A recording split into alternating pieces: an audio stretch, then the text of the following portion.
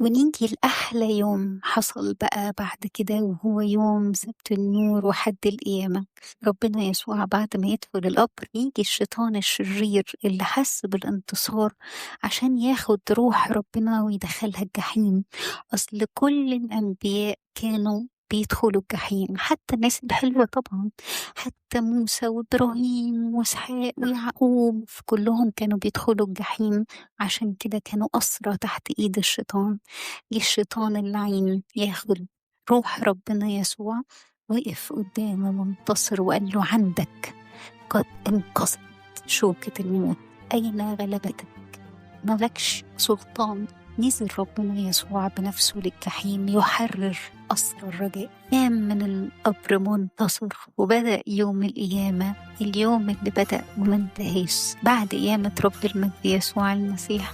كلنا نمنا الفداء بدمه وبقيامته.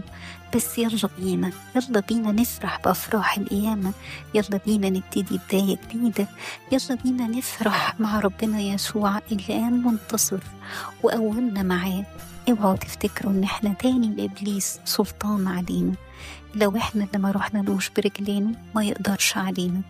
يوم ما تقلق او تخاف او تحس انك وحدك، ارشم علامة الصليب، علامة النصرة، علامة الخلاص.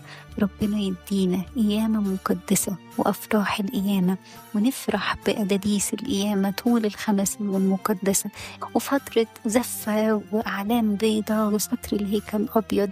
ربنا يفرحنا كلنا، وكل سنة وانت طيب.